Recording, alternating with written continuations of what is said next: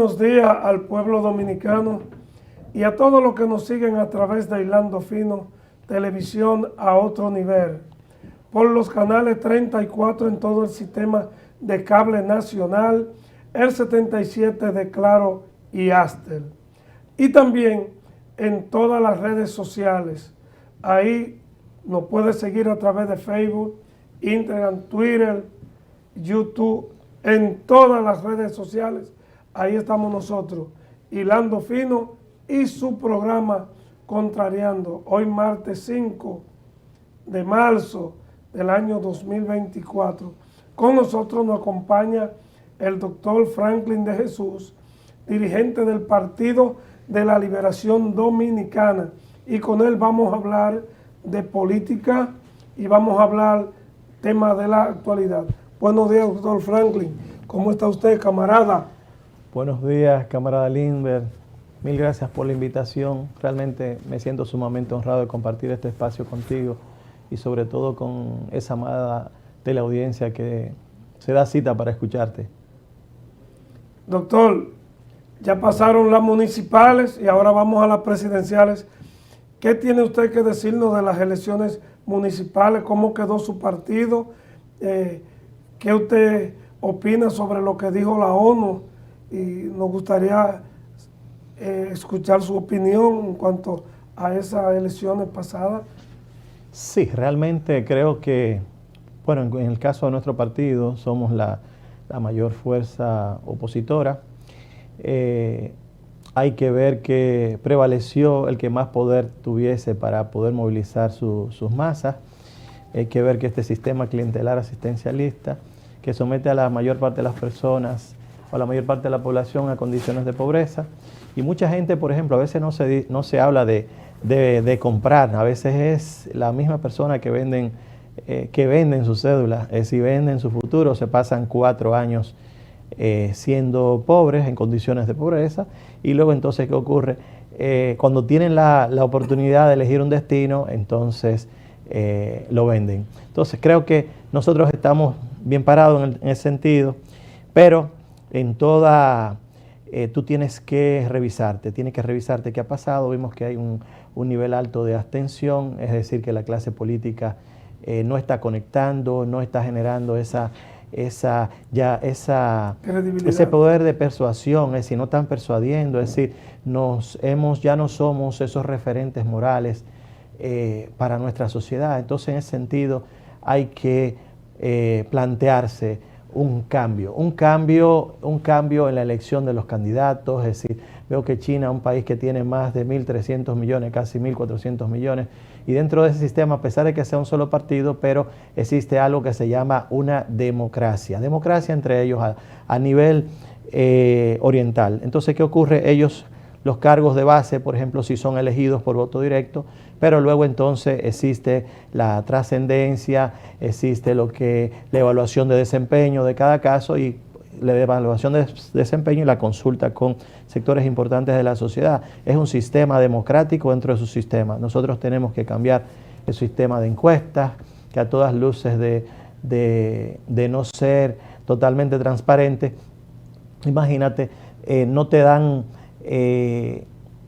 hace que se imponga más el dinero y entonces hace que, por ejemplo, tú sobredimensionas una persona que por el hecho de que tenga dinero, pero en el fondo quien paga y compra, quien paga para ganar, gana para robar. Eso es lo que se da. Entonces creo que en el caso de nosotros, como dentro de nuestro partido, que es un momento importante para plantear un cambio y establecer un sistema en base a meritocracia. Es la única manera de generar igualdad y de generar transparencia y de que los que están delante siempre sean admirados por los que están detrás. Es decir, nadie, por ejemplo, está en contra de una persona que tú, por ejemplo, es destacado. El mismo Leibniz, que era uno de los 3 racionalistas del siglo XVII, está Baruch de Spinoza, está el mismo René Descartes, era tan brillante que hasta sus adversarios le admiraban. Entonces nosotros no podemos competir en base a recursos, en base a dinero. Tenemos que competir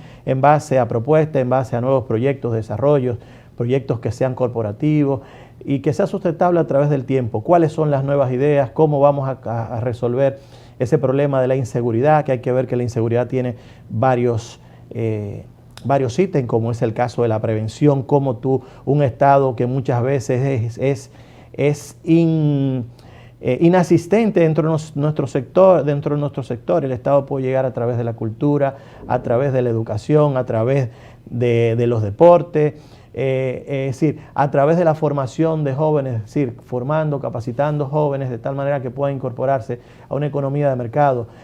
Ahí está, por ejemplo, podemos ver familias que son disasociadas, el número de madres adolescentes que es muy alto, un 23% de la población de madres, en estudios que hemos hecho, llega hasta un 24.6%, es decir, imagínate unos jóvenes que se desarrollan con un trasfondo social en desigualdad de oportunidades, sin oportunidades, realmente es difícil. Entonces tenemos la familia, tenemos el Estado inasistente, tenemos unas familias totalmente disasociadas, no integradas. Hay que ver que donde hay una familia integrada, siempre todos dan apoyo para que los jóvenes, cuando hay problemas, las cosas se solucionen.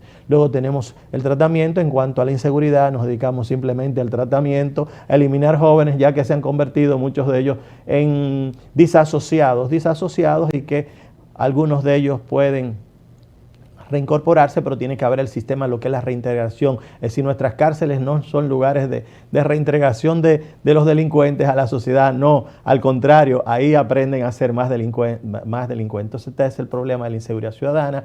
Hemos visto que el discurso del presidente, el presidente realmente dijo todo lo que él necesitaba para poder mantener una buena imagen. Ahora, desde el punto de vista de la realidad, se desasocia totalmente de lo que es la realidad, no solamente en cuanto a la inseguridad ciudadana, sino también, por ejemplo, al nivel de vida de la gente y en cuanto a muchas cosas que realmente son contrarias, tantas obras que mencionó y realmente muchas de ellas no terminadas, obras que quizás ni siquiera se iniciaron, pero muchas veces tú puedes leer un discurso, pero no puedes ir contrario a la verdad. El que está contrario a la verdad es como si está en un infierno. Entonces, ¿qué le favorece? El hecho de que no hay una oposición que pueda generar esa admiración. En ese sentido, nosotros tenemos que revisarnos de tal manera de ser mejores, de elegir lo mejor. La única manera es eligiendo un método que sea la meritocracia, que no importe el origen de donde tú vengas, no.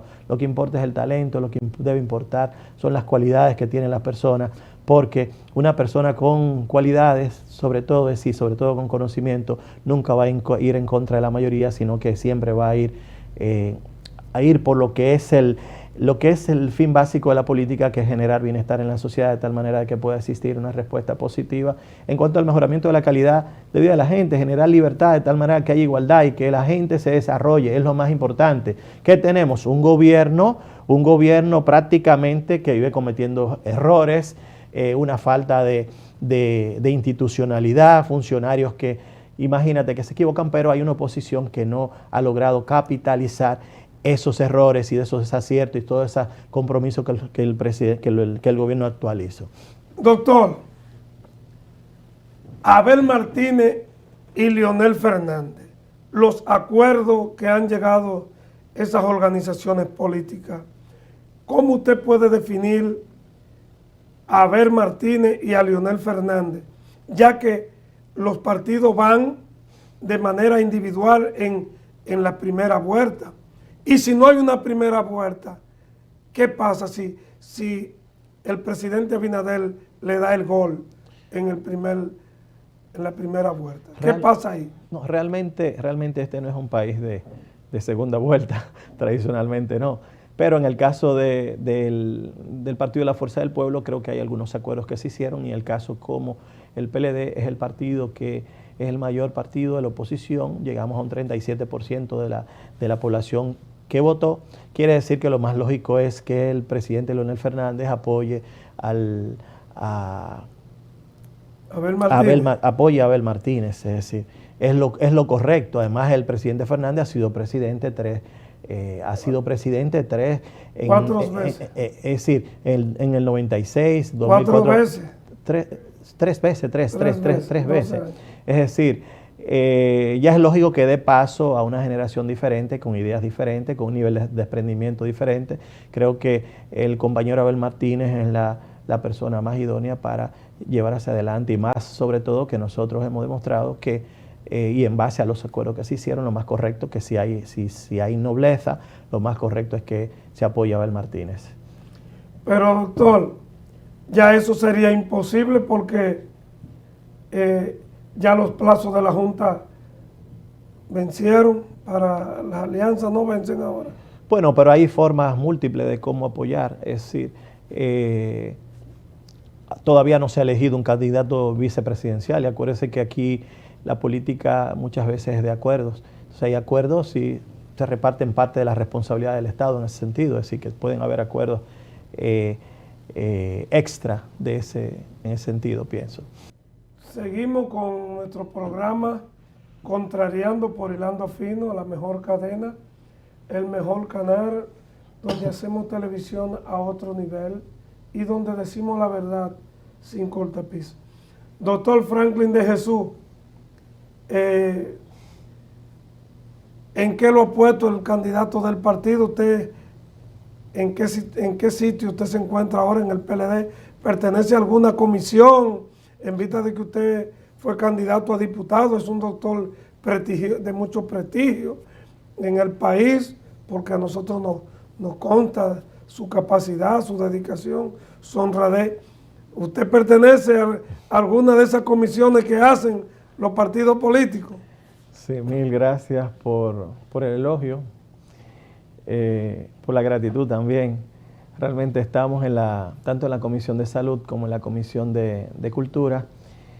Hay que ver que aquí es un país que no se apoya, hay tanto talento, pero muchos de esos artistas no son apoyados, ni tampoco utilizamos la cultura como un mecanismo de desarrollo económico. Hay que ver que a nivel mundial la industria de exportación de cultura es el cuarto eslabón de poder a nivel mundial.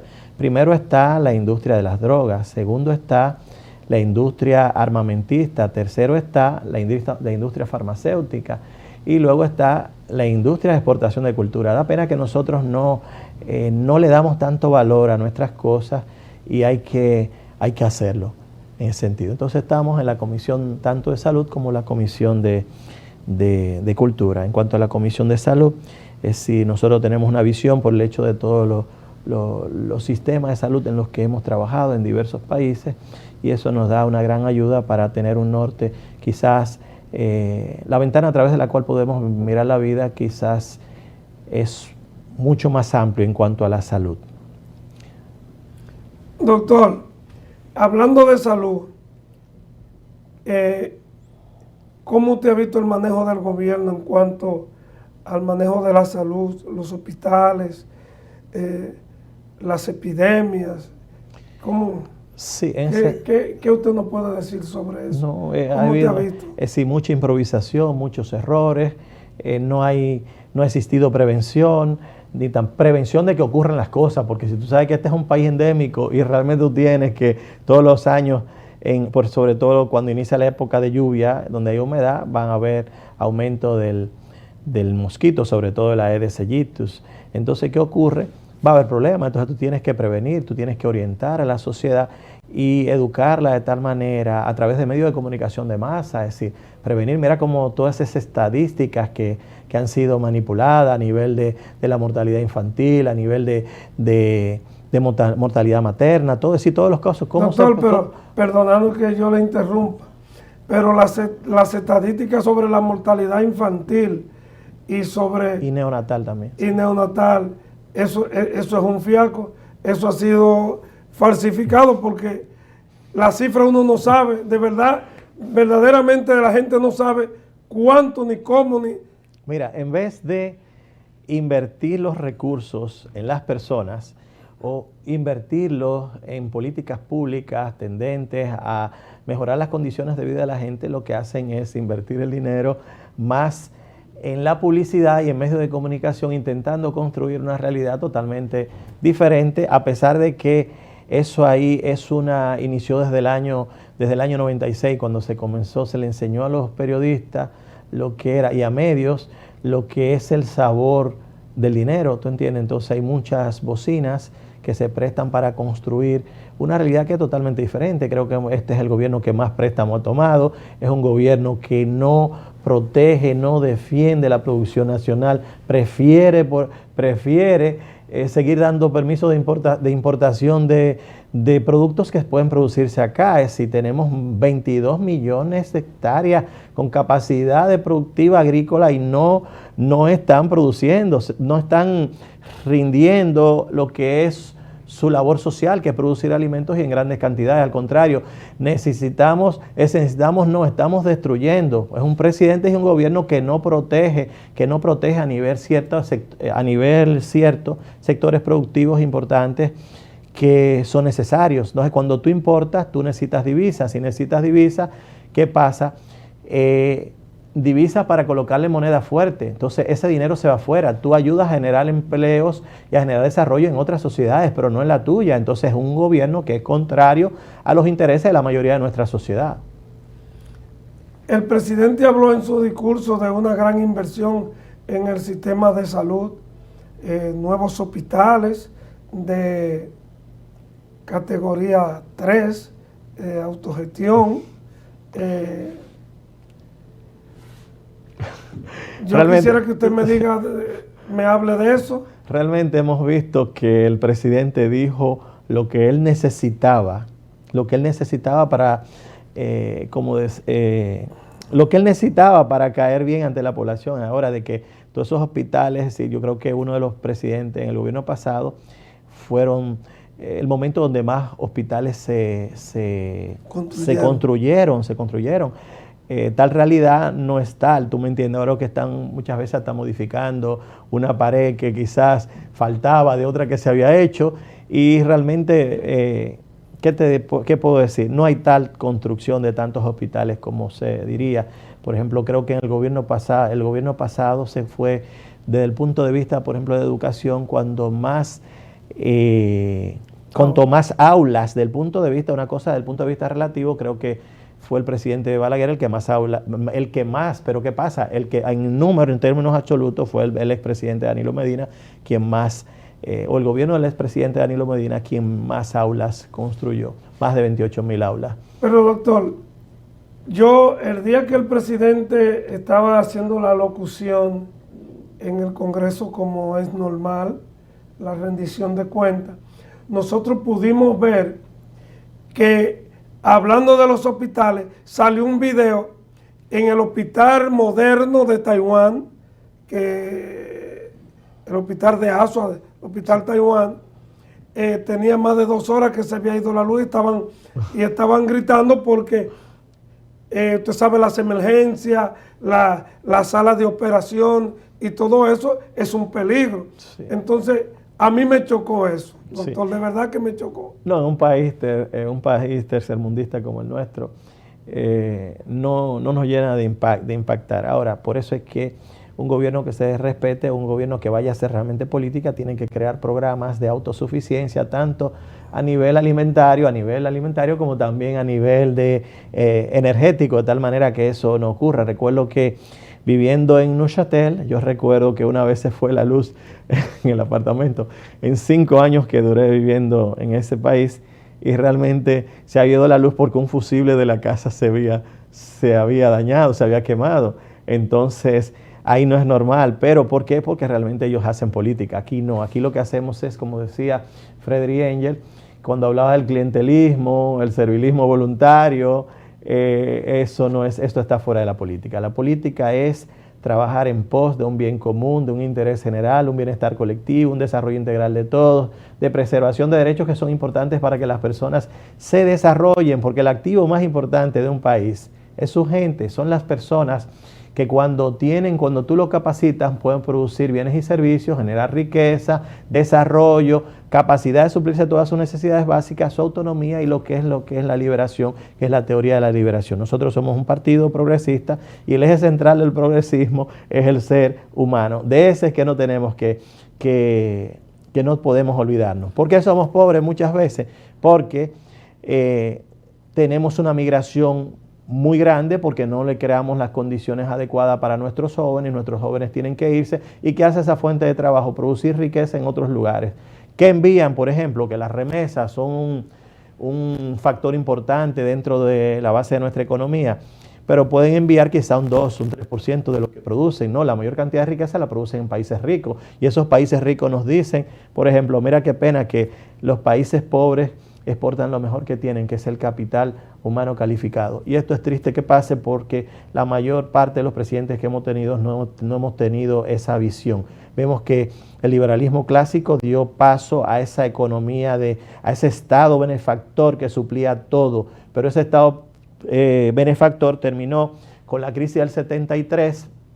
Y sí, bueno, fueron las ideas de Keynes en ese momento, de que el Estado tenía que suplir todas las necesidades básicas del individuo, pero ¿qué ocurre? No es así. Tú tienes que, vino luego el neoliberalismo y hoy en día se habla de una economía de mercado. Hay que capacitar a la gente para que la gente se integre dentro de una economía de mercado, y es la mejor manera de ir luchando en contra de lo que es la marginalidad, lo que es la exclusión social y la pobreza.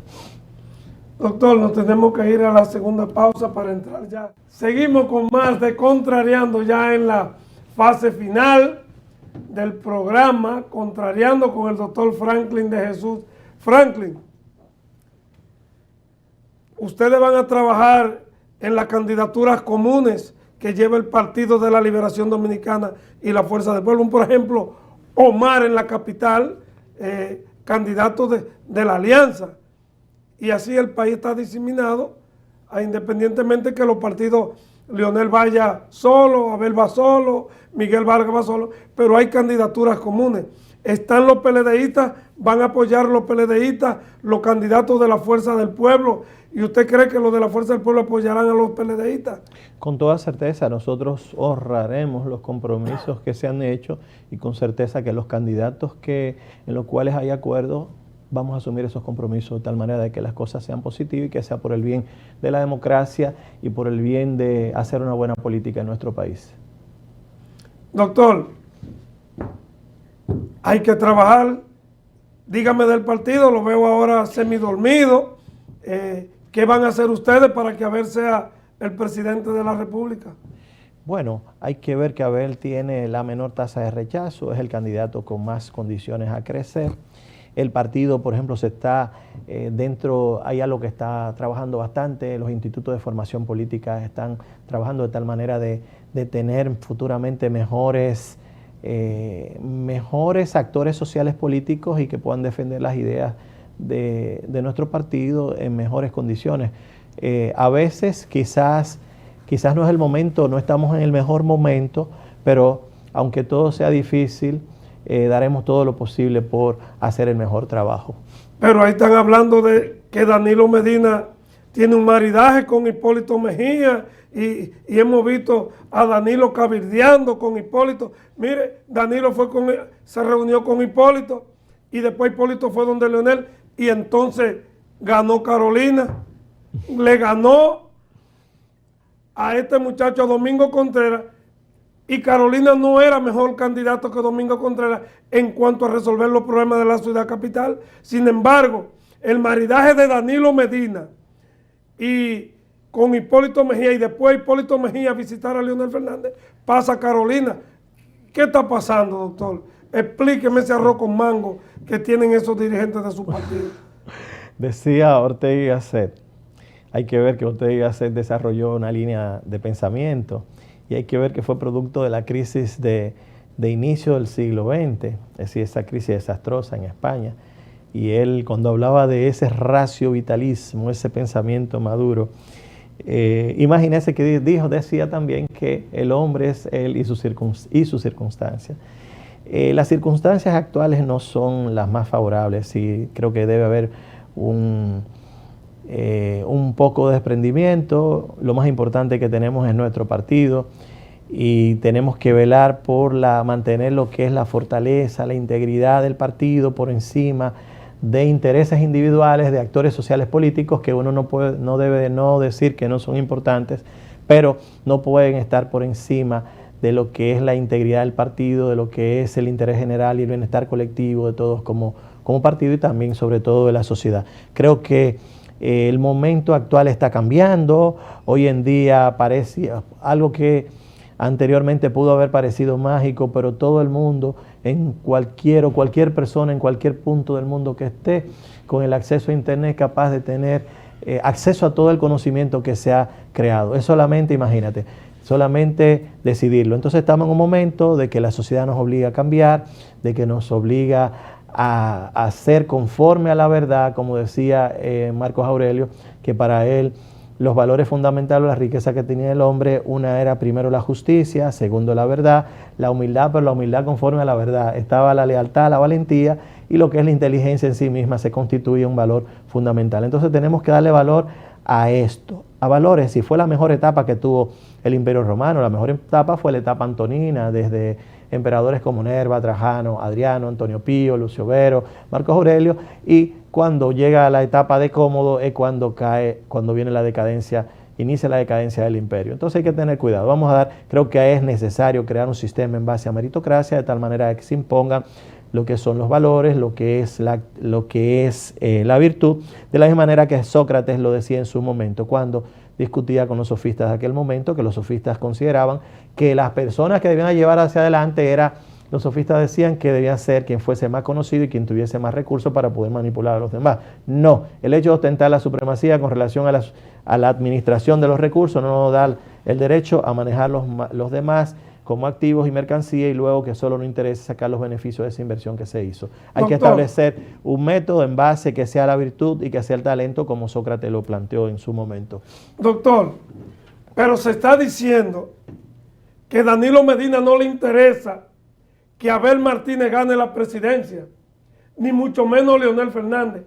Se está diciendo que el expresidente Danilo Medina, con todos los problemas que tuvo su familia, lo que le hizo el presidente Luis Abinader, aún así se dice, entre corrillos, que él se ha reunido con Luis Abinader para que Luis Abinader continúe como presidente y que pueda quitar de la Constitución de la República él nomás con el fin de él volver. ¿Usted cree que Danilo puede volver a hacer gobierno en este país? ¿Y que esos acuerdos le benefician al PLD? Porque lo andan diciendo por ahí. Explíqueme eso, doctor. Yo respeto su opinión. No es una opinión mía. Es una opinión que ha estado circulando y usted lo ve en los diferentes medios. Bueno, porque ha habido un maridaje. Lo que puedo decir es que el que cree todo lo que oye o todo lo que el otro dice puede terminar juzgando algo que no ha visto. No le doy tal crédito a eso. Creo que el compañero Medina siempre ha sido, creo que el mayor interés es preservar lo que es la integridad del partido.